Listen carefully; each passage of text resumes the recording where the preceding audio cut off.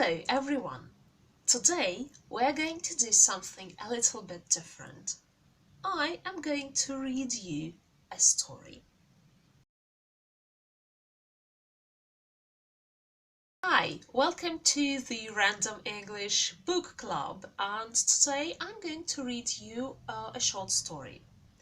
The story is called The Green Door. It was written by O. Henry, and I'm going to read you an adapted version of the story. Adapted means that the original text was changed a little bit to make it a little bit easier. Well, let's begin. The Green Door by O. Henry. Rudolf Steiner, a young piano salesman, was a true adventurer. Few were the evenings when he did not go to look for the unexpected. It seemed to him that the most interesting things in life might lie just around the corner. He was always dreaming of adventures. Once, when he was walking along the street, his attention was attracted by a man handing out a dentist cards. The man slipped a card into Rudolph's hand. He turned it over and looked at it. Nothing was written on one side of the card. On the other, 3 words were written: The Green Door. And then Rudolph saw, 3 steps in front of him, a man throw away the card the man had given him as he passed. Rudolph picked it up. The dentist's name and address were printed on it. The adventurous piano salesman stopped at the corner and considered. Then he returned and joined the stream of people again. When he was passing the man the second time, he again got a card. 10 steps away he examined it. In the same handwriting that appeared on the first card, The Green Door was written upon it. 3 or 4 cards were lying on the pavement. On all of them were the name and the address of the dentist. Whatever the written words on the cards might mean, the man had chose him twice from the crowd. Standing aside from the crowd, the young man looked at the building in which he thought his adventure must lie. It was a 5-story building. On the first floor there was a store. The second up were apartments. After finishing his inspection, Rudolph walked rapidly up the stairs into the house. The hallway there was badly lighted. Rudolph looked toward the nearest door and saw that it was green.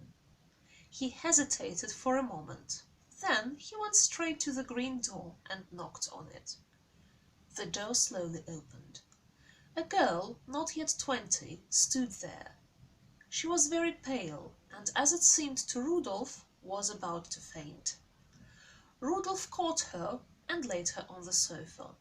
He closed the door and took a quick glance round the room. Neat but great poverty was the story he read. "Fainted, didn't I?" the girl asked weakly. "Well, no wonder. You try going without anything to eat for 3 days and see." "Heavens!" cried Rudolph, jumping up. "Wait till I come back." He rushed out of the green door, and in 20 minutes he was back with bread and butter, cold meat, cakes, pies, milk, and hot tea. "It is foolish to go without eating. You shouldn't do it again," Rudolph said. "Supper is ready." When the girl cheered up a little, she told him her story. It was one of 1,000 such as the city wears with indifference every day. A shop girl's story of low wages, of time lost through illness, and then of lost jobs, lost hope, and unrealized dreams, and the knock of the young man upon the door. Rudolph looked at the girl with sympathy. "To think of you going through all that!" he exclaimed. "And you have no relatives or friends in the city?"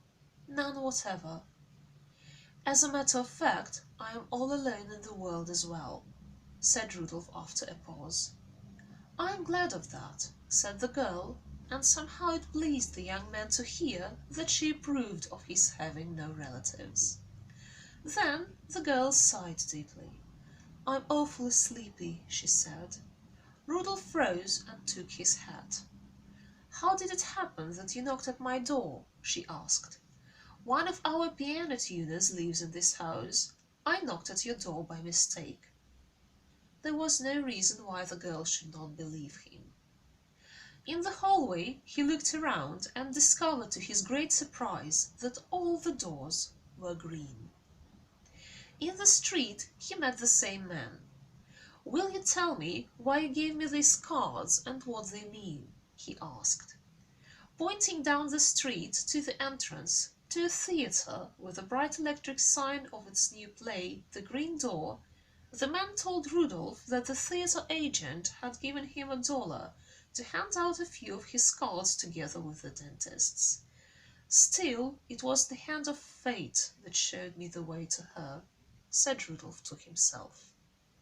Well, that is it for the story. I hope you enjoyed it. In the description to this video, you will find a link to some tasks and questions to the text.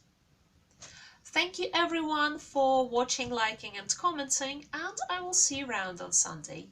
Bye bye.